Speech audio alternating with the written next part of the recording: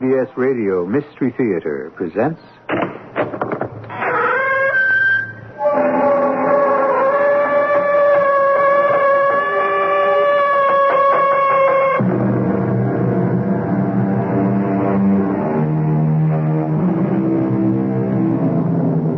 Come in.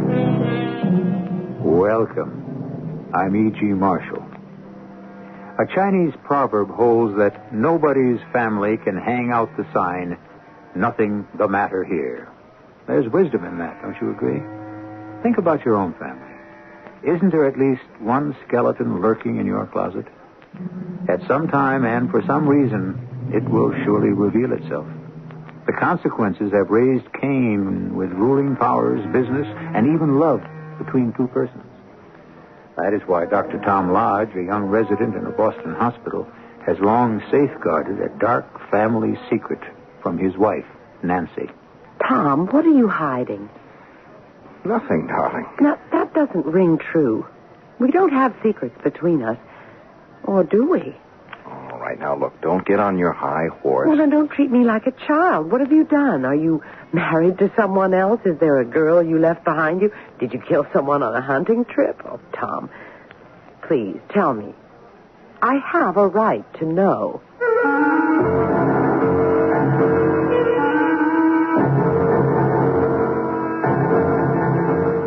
Our mystery drama, The Recluse, was written especially for the Mystery Theater by Roy Windsor and stars Tony Roberts and Patricia Elliott. It is sponsored in part by Buick Motor Division and Contact, the 12-hour cold capsule. I'll be back shortly with Act One.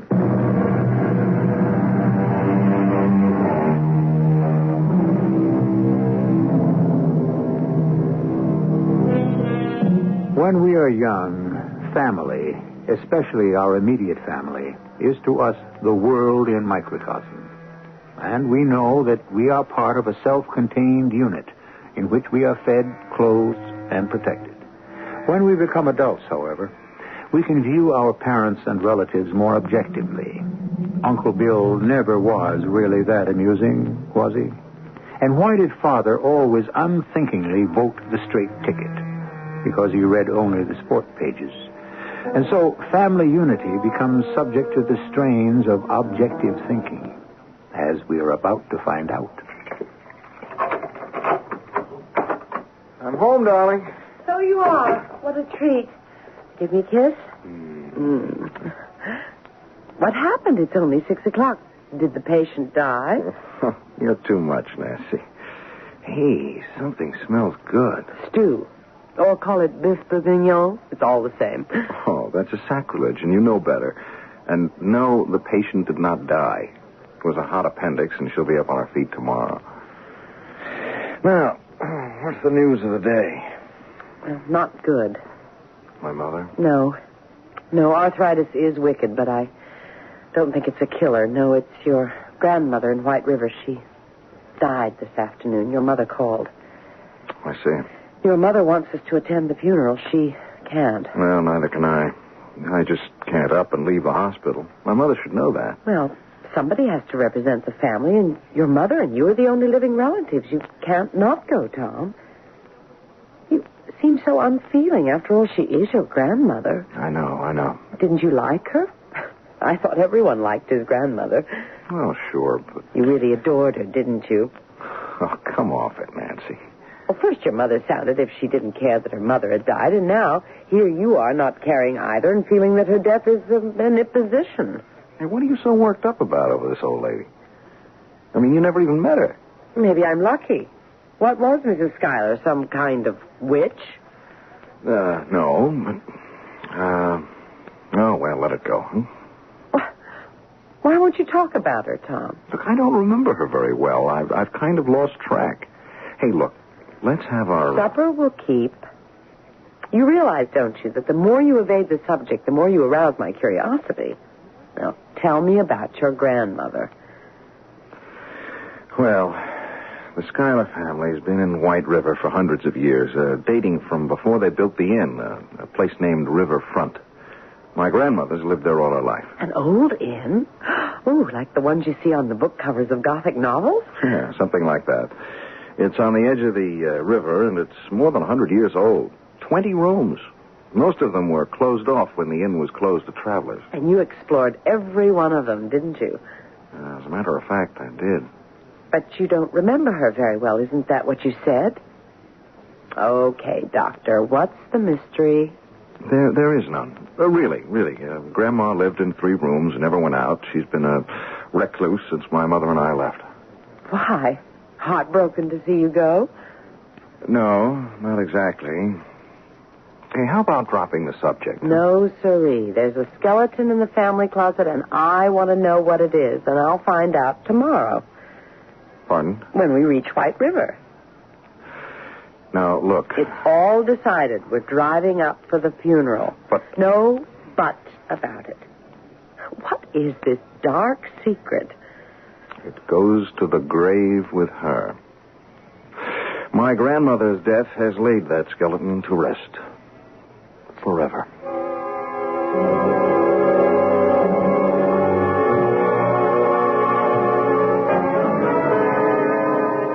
You stay here, Nancy, in the waiting room, huh? I'm not sitting here while Mr. Martin reads you the will.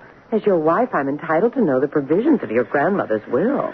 Oh, what am I going to do with you? All right. Come in. Come in, Dr. Lodge. Ah, Mrs. Lodge. See? He expects me in his office. Well, it's nice to see you again, Tom. Thank you, sir. My wife, Nancy. How do you do? Hello. Well, sit down, if you please. It's been several years, Tom. Yes, sir. 6. And you're a doctor in a big Boston hospital. Oh, a resident. How interesting. I telephoned your mother. She couldn't be here for the funeral. Yes, arthritis. She's pretty much confined to her house. Yes, so she told me. A tasteful service. Simple, but reverent. Thank you for attending, Mr. Martin. Well, your grandmother was my client and a friend. You didn't know her, Mrs. Lodge? No, only by hearsay. Is that so? Hearsay, indeed. Well, Tom's told me that she was a recluse. Well, I suppose she had become so. Of course, she was an old woman and set in her ways. And what were those, if I may ask, Mr. Martin? My grandmother was austere, self-righteous, and unforgiving. She turned her back on my mother and me 6 years ago, and we've never heard from her since. We learned not to care. Oh. Why, Tom? She never forgave my mother for marrying my father. Grandma considered him several cuts below her social level. Now, let's forget what's past and hear what Mr. Martin has to say. Yes. Well, the provisions of her will are clear and simple. You, Tom, inherit her entire estate. The old inn and the 15 acres surrounding it? And the small house where Mrs. Meggs lives. Tom, it's a fortune. Well, I don't know about that, but... Well, the land is valuable, but the inn... Well, it's in bad disrepair. And useless. I'm afraid that your grandmother let it go over the past few years. It's weather-worn and rotted. And mice have replaced the ghosts of all those old travelers. Well, it'll have to be raised and the land sold. Yes. Well, now, your grandmother left a codicil to her will, Tom, in her handwriting. Whatever is realized from the sale of the inn and the land is to be paid to the bank. But why? Was she in debt? Is that the skeleton in the large closet, Tom? Why don't we just leave it that way, Nancy? Yes, it might be best, Mrs. Lodge. But it's not the truth, is it? A woman like your grandmother, why would she get herself into debt and over what? A family matter. So it wasn't her debt. Tom, was it yours? Look, darling, it's really unimportant. I don't think it is. I want to understand what this is about. Did you know about this indebtedness? Is that why you and your mother lost touch with your grandmother? Well, I'll file the will for probate, Tom. Do you want me to dispose of the inn and the land and carry out your grandmother's last wish? Yes, I'd appreciate it, Mr. Martin. Tom, how did you get into debt and for how much? I really do have a right to know. If you persist, Nancy, you will regret the day you said, yes, I'll marry you. Darling, no matter what you did, I'll never regret that decision. You'd better tell her, Mr. Martin. Yes, perhaps I should.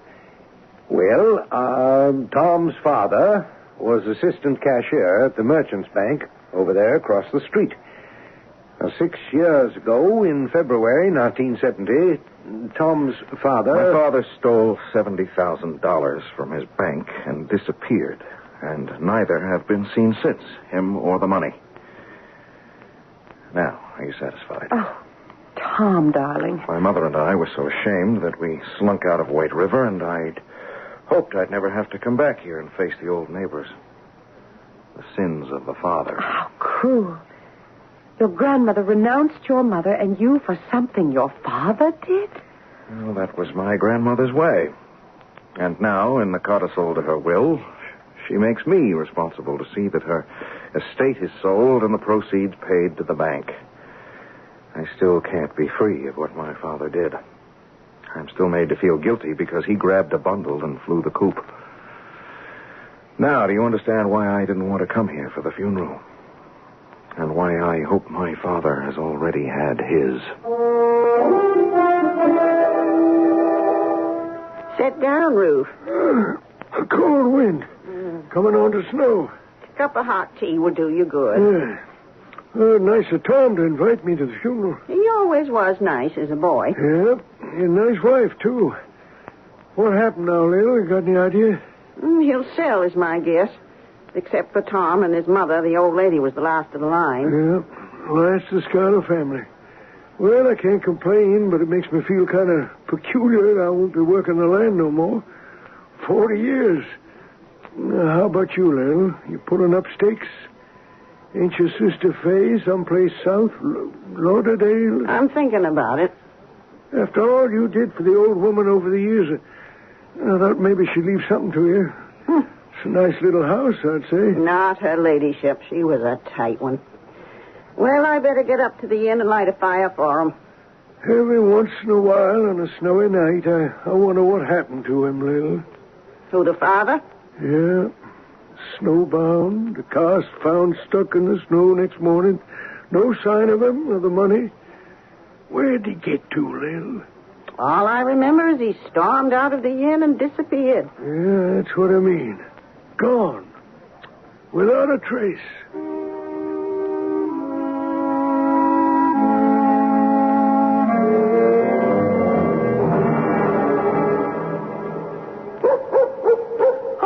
Oh, my goodness. Oh, it's just Ruth's dog. I'll chain him up in the barn. Thanks, Mrs. Meggs. Anything else I can do? I left bacon and eggs in the refrigerator and No, nothing. Thank you. That's fine.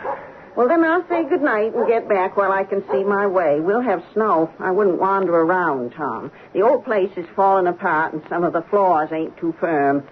I'll say goodnight. Oh, good night. Good night, Good night. Ooh, it's creepy. I hate this place. There's been a pall over it ever since what happened. I'll tell you one thing, Nancy. I am not spending the night in this mausoleum. What did happen to your father? How could he have gotten away? Search me. Police went all over the inn for days. There was no trace of him. You lived here as a boy? Yeah, sure. My friends and I used to play games here. You know, hide and seek. I remember those days. And you were the hero. I mean, did you ever hide where no one could find you? Oh, well, there were lots of places. Cubby holes, one room with a false wall, trap doors and some ceilings. Oh. It's a wonder one of us was never found. Maybe that's what happened, Tom. Huh? But did you have a special hiding place? You knew the old inn better than anybody else. Good Lord. The sealed room. The what? Yeah, the sealed room beneath the long clothes closet off the entry hall. Oh, but... No, it's impossible. Is it? If your father couldn't have gotten away because of the snowstorm, he must still be here. Or what's left of him.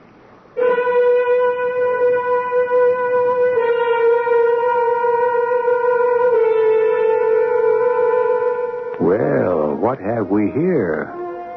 Old deeds have a way of coming to light, and the skeleton in your closet can be made to rattle because of an inquiring mind. If a major premise and a minor premise are true, so is the logical conclusion. Tom Lodge's father disappeared. It was impossible for him to have left the old inn. Therefore, he never left the inn. I will return shortly with Act 2.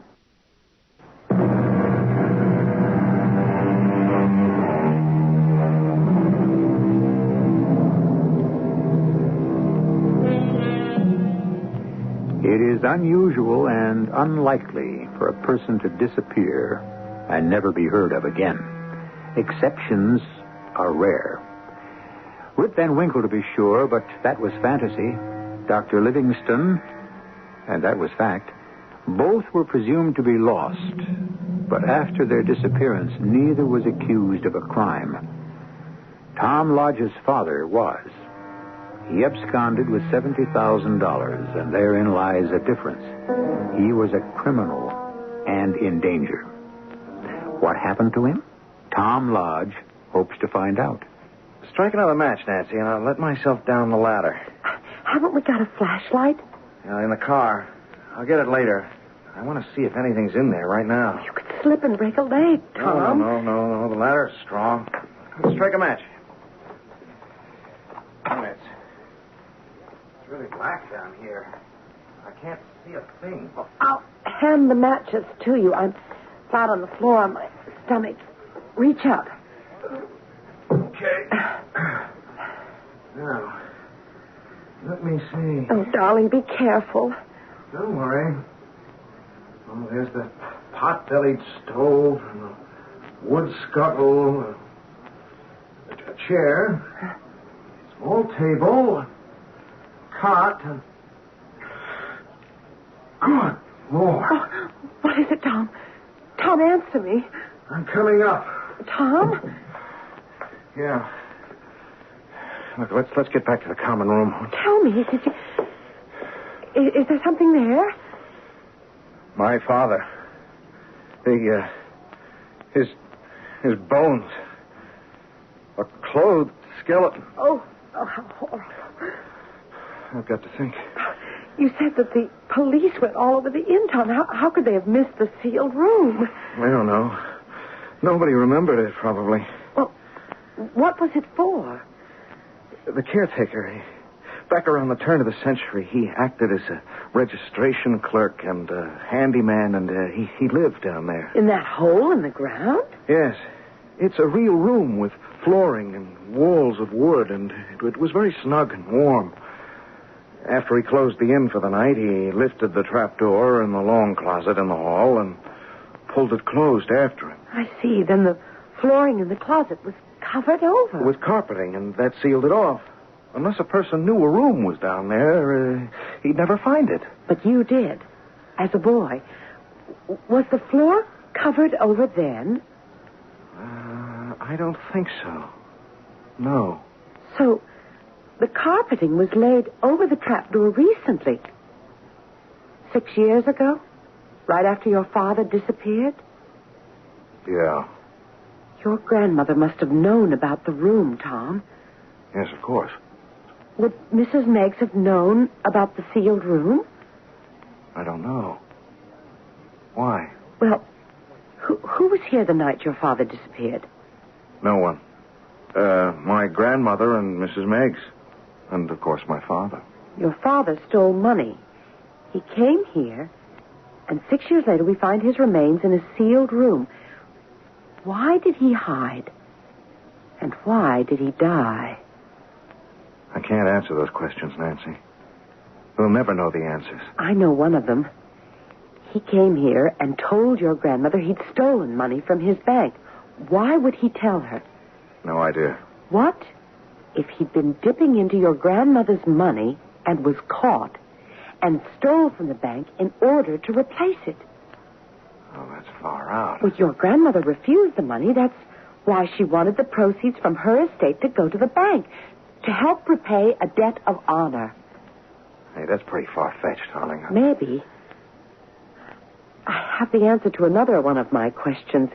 Your father hid here because he couldn't get away. Was he a healthy man, Tom? Yes? Why? How did he die? There he was, safe in the sealed room. Did he have a stroke, a heart attack? Did somebody bring him food? Mrs. Meggs? Could be. Tom, get the flashlight and let's examine that room carefully.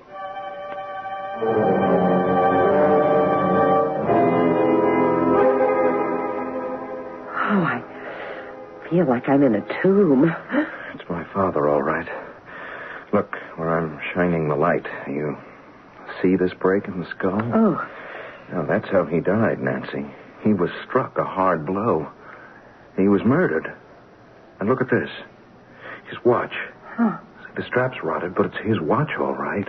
Look, his initials are on the back. Oh, let's get out of here. In a minute. Now it's my turn to ask a question. What became of the money? The $70,000. Well, whoever murdered him took it. That was the motive. Yeah, but it was hot money, Nancy. It was hard to use for a long time. And the sealed room would be an ideal place to hide it. Where? Where could it be hidden? And I went over the mattress on the cot. It's not there. And the small closet is empty. Oh, let me see. In the stove? Oh, why not? Tom! How about that?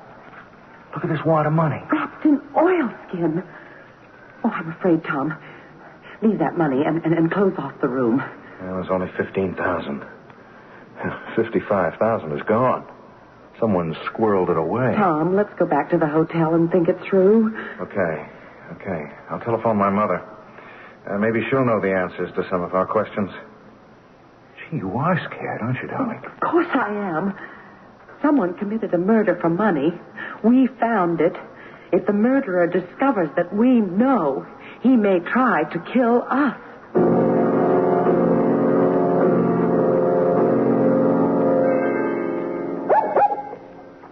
There, Shark. Down, boy, down. Thanks, Lil. Have a chance to talk with Tom? Nothing to talk about, Ruth. What's on your mind? Well, if you don't sell the land, maybe I could tenant farm it for him. I'd say he'd want to sell. Yeah. Well, if I had 2 dimes to rub together, I'd buy it. Oh, you can always get work, Ruth, so you said. Yeah. Will you change your mind? Oh, I've been thinking about it, that's all. I'm getting on. The winters around here are mighty rugged.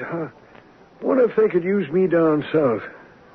Sure. An experienced field hand like you, I'd say so. Why, what got you thinking about moving south? I guess you did, Lil. Talking about your sister down in Lauderdale. That's where you're going, ain't it? Oh, I think so. Of course, if the old lady had left me the house. But she didn't. You got money laid aside? Ooh, a little. I could help you out, Ruth. Not with much, but enough to give you a stake. Oh, no, it's mighty nice of you, Lil. When you thinking of heading on down south? As soon as I can sell my furniture and pack, we could spell each other at the wheel. Yeah. Oh, I'd like that. Then it's settled. I'll be back after I make quick inspection about the inn. If the snow's piling up, maybe I could drive Tom's car down here and put it in the barn. Otherwise, it might get stuck in the morning. Yes, that's true. It's happened before. Yep, I remember. Tom's father. Chains. That's what you need in heavy snow. Mr. Martin had 'em. The lawyer? Yeah. He left that night around 10 o'clock. I saw him drive away. Chains. That's what got him through. You didn't know he'd been to the inn. Thanks, Mother. This has been very helpful. Well? My father did manage my grandmother's money, and he had begun to dip into it. So he dipped into the bank to repay her. That's why he absconded with all that money. How did he think he'd get away with robbing the bank? Oh, who knows? Your grandmother must have been furious. Well, it was through her that he got his job at Merchant's. He must have loved your mother very much. Yes. Well, I'm afraid he wasn't much of a banker. Oh, it's all tragic, and they're both dead because a willful old matriarch couldn't form him into her own image. Well, let's pay a visit to Mr. Martin, huh? I'll turn this money over to him, and he can give it to the bank. 15,000? What about the rest? It's gone. Can't be traced now. I wonder.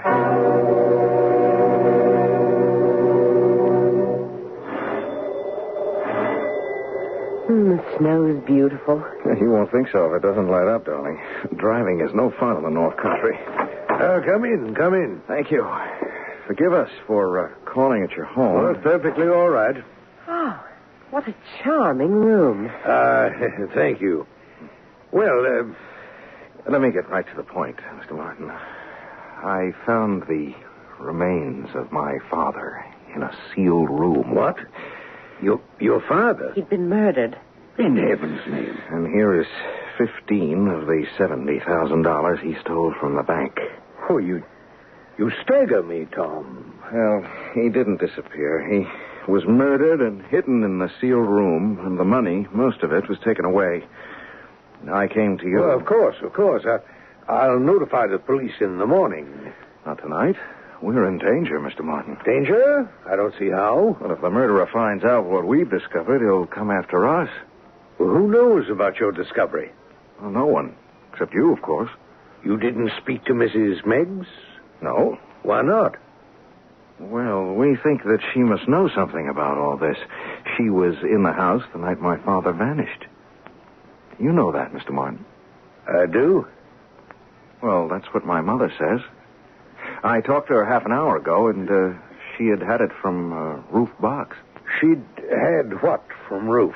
That you were at the inn. He saw you drive away. Oh, that. Well, yes, now that you remind me, I'd driven out to see your grandmother, but I left quite early. May I ask a question? I don't mean to be impertinent, but were you aware that Tom's father was stealing from his mother-in-law? Well, goodness, no. You didn't check her account periodically? Well, very seldom. I thought it was in good hands. Your father's. My father stole for the purpose of making investments. You were his broker. Didn't you ever wonder where he was getting his money? You're on dangerous ground, young man. I know it, Mr. Martin, but we mean two different things. I'm not worried about slander. I'm worried about my skin. Nancy's and mine. We're in danger, and I think you know it.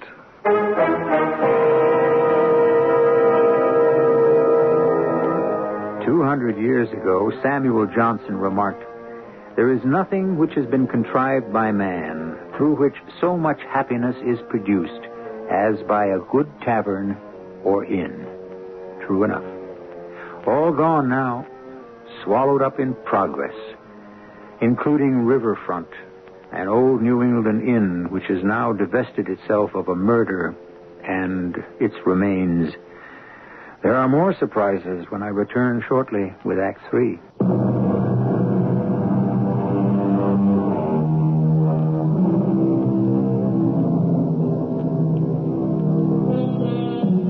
Other sins can only speak. Murder shrieks out. That metaphor by John Webster from his 16th century play, The Duchess of Malfi, best expresses the repugnance we feel when we learn that someone has been murdered. Murder cries to be solved. And Dr. Tom Lodge confronts one, that of his long-missing father. We still have 3 suspects, and one of them is the handyman at Riverfront, Rufus Boggs. Lord Almighty, heaven help us. Come on, open up. Come in, Roo. Oh, Lil. Ooh, what's wrong? You're white as the snow. He was there all the time, Lil. What are you talking about? Tom's father. You sound crazy. Now sit down and go slow. Now, what's this about Tom's father? I found him in a room in the cellar. Tom's father? I was going round the inn. I was riverside when they drove off, leaving all the lights on, and I went up to the door, and it wasn't closed tight. I opened it and called hello. And then me and Shark stepped inside, and he began to bark, and the hair went up on his back. Scared me stiff. Go on. He ran into that old hall closet and barked his head off. There's a trap door there. Did you know that, Lil? No. A trap door to where? Well, a room, sort of, under the common room. I had my flashlight, so I kneeled down and played the light around it. And I saw it. A skeleton. Oh, my. Stretched out on a cot. Oh, It gave me a terrible turn.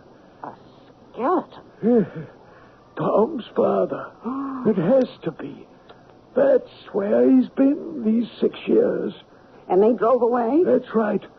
Well, we'll have the police swarming all over the place soon, and there'll be questions like, what do I know about it? And I don't know nothing, Lil, nothing. Neither do I. Now, you leave the talking to me. All I know is Tom's father bolted out of the house and slammed the door behind him. That's the last anybody's seen of him. And I was in the barn all evening, except when I left my room to quiet Shark. And that's when I seen Mr. Martin drive away. His car, anyway. Well, we better go back up there, Ruth. What for? Well, they found out the murder. He was murdered. Well, that's my guess. The man wouldn't just stay in there and starve himself to death. No, I guess you're right. Tom and the wife made the discovery, and you can bet whoever killed his father is going to do something about it. Like what? Like get that evidence out of there and then kill them. Now, we've got to stop that, Ruth. What's the gun for? Why, may need it. Why don't we wait for the police? No, there's no time. There's no time at all.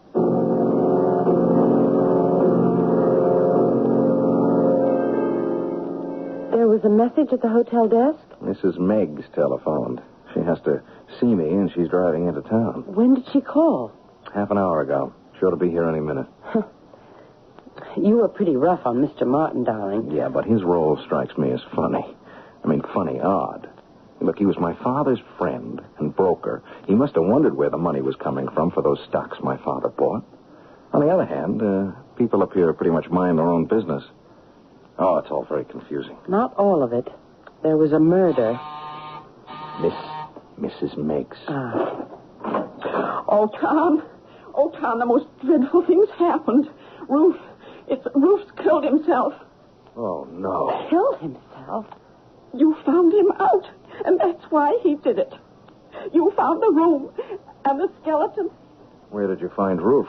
At the inn. The door was unlocked. I went in with Shark and turned on a light.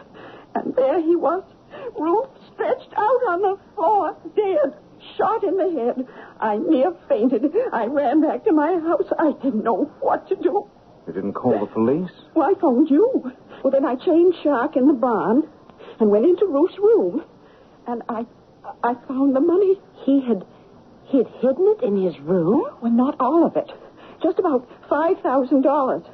I can't believe it, Tom. I can't believe it. I brought it to give it to you. Ruth Boggs. He was such a gentle old man. Gosh, I don't believe it either.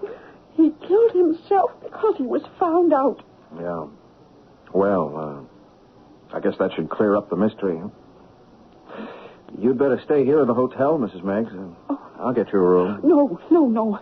I'll go back and be there when the police come. And the ambulance. I'm half out of my head with grief, Tom. Yes, it's a terrible shock, isn't it? Oh. Well, we'll be out in the morning if we can get through. Oh, they'll have the roads cleared. Never fear. I don't know what to say. Good night. That's a blow. Ruth Boggs. Gosh, I've known him since I was a little boy. Kind and patient. He was a little slow, but he was a good man. He must have gone off his trolley. Mrs. Meggs is a liar. Nancy, your imagination... It's lucky for you I've got some. Ask yourself a few questions, darling. From what you remember, did Ruth ever go into that inn? Oh, well, rarely. But, he saw us drive off, and maybe we left the light on or something. So he goes in, finds the skeleton, and shoots himself? Well, that's what Mrs. Meigs says. His dog is always with him? Sure. So the dog went into the inn with him? Go on. Then how come Mrs. Meigs heard the dog howling outside? Yeah. Mrs. Meigs had said goodnight to us. Why did she want to return to the inn? Not for the reason she gave, Tom. I think Ruth told her what he found, and they returned to the inn together, and she shot him. Oh, that's crazy. Is it? What about this? Where did she find the $5,000? In his room. Just like that? She could walk into Ruth's room and just like that find $5,000? If he'd stolen the money, he'd have hidden it. Yeah, well, all right, that's the point. Her story does sound kind of pat, doesn't it? Sure, because it's a lie. Darling, she murdered Ruth just as she murdered your father 6 years ago. All right, but just saying it doesn't make it so. I mean, how do we prove it? 2 ways. The police can check on the gun used to kill Ruth, and they can also help us to find the rest of the money. I kept asking myself, where did it all go? Well, for all I knew, it just flew away. Oh, that's what I think, too. Are you serious? Very. The money flew away? Yes. You give me a day with the police, and I think I can find that money. And when I do, we'll put Mrs. Meigs behind bars for life.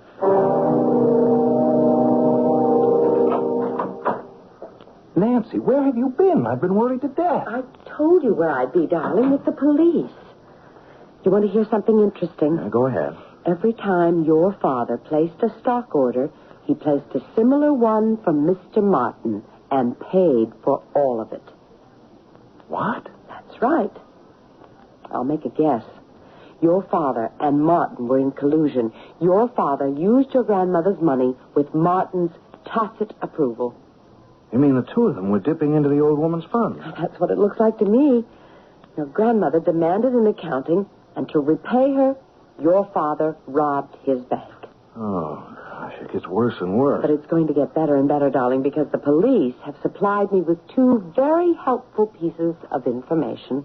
The gun? Yes, they traced the gun. Rufus Boggs never had a handgun as far as the police can tell, but old man Meigs did, and he had a permit to carry it. The permit expired when he died, but the gun was never turned in. It was Meigs' gun, which was used to murder Rufus. Well, that should clinch it. Without question, she murdered Ruth. But what about your father? Were the police helpful there? Oh, very. Did you know that Mrs. Meigs has a sister living in Fort Lauderdale?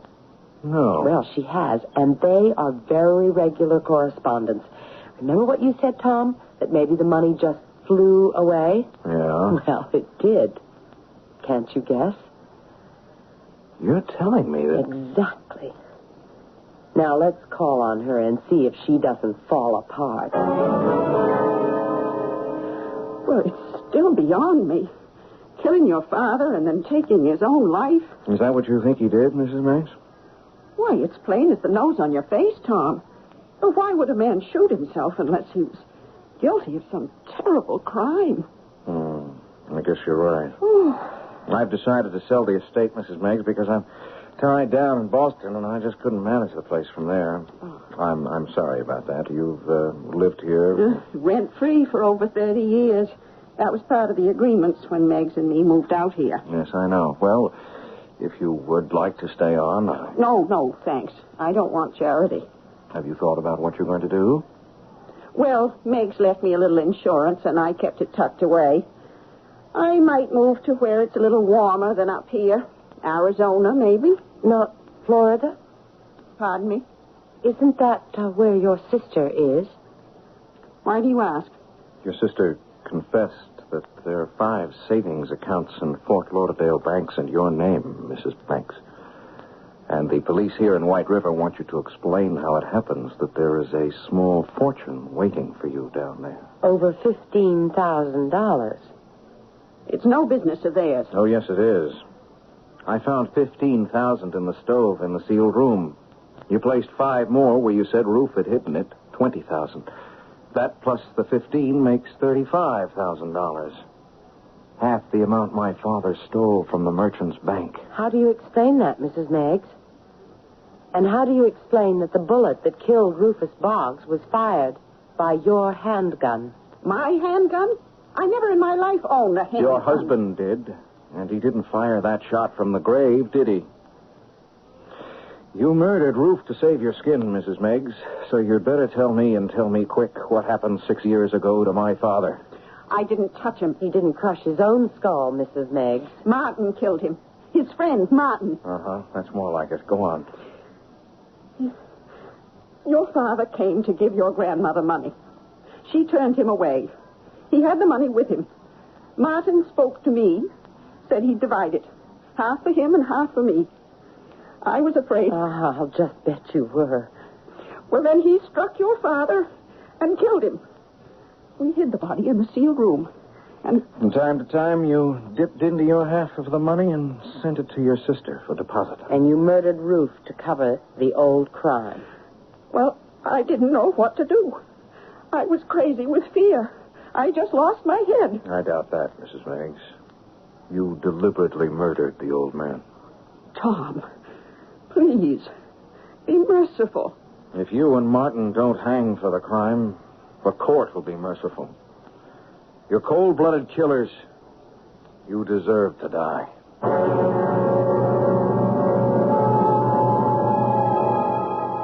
The thief who understands his business never steals in his own neighborhood. An old Arab precept. But greed and opportunity usually go hand in hand. What a killer does not understand are the consequences of premeditated murder. Not for the victim, but for his relatives and friends. There are degrees of crime, from petty thievery to grand larceny. But murder is the worst and most repugnant. I will draw the curtain on the Recluse when I return shortly. The 1977 Buick Regal. It comes with Buick's terrific V6 engine. It carries 6 people and lots of Buick comfort. It's lean. It's maneuverable in city traffic. It's the most luxurious mid-sized car Buick builds. Yeah, this new Regal is pretty much everything a car should be. Except for one thing. It isn't yours yet. But it can be. Just see your Buick dealer for a test drive. Soon. Just about everyone.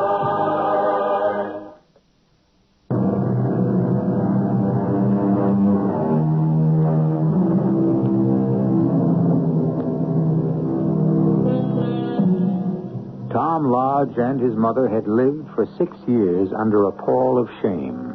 But then 2 deaths lifted the curtain, and the truth was revealed. What Tom's father did was wrong. What was done to him was worse. I can report with pleasure that Mrs. Meggs and Martin were sentenced to prison for life. And for all I know, they are still there, still a burden to taxpayers like you and me. Our cast included Tony Roberts, Patricia Elliott, Francis Sternhagen, and Court Benson. The entire production was under the direction of Hyman Brown. And now, a preview of our next tale. Where shall we go, Cat? Down the steps behind the trees, there's a little piazza. I'm so worried about you, darling. Maybe you really are sick. You just don't sound like yourself. Your voice is so strange. Of course. You're not Cab. We won't need this champagne anymore. Or this special masquerade. No, I am not your Mr. Goodwin. Who are you? Just a man with a purpose. You can see that I have exchanged the champagne glasses for this. A gun? Which I would not hesitate to use. Lovely as you are, I am a desperate man, so keep walking. Across the driveway and around behind the Lombardy poplars. That's it. Don't try to do anything foolish. Radio Mystery Theater was sponsored in part by True Value Hardware Stores. This is E.G. Marshall inviting you to return to our Mystery Theater for another adventure in the macabre. Until next time, pleasant dreams.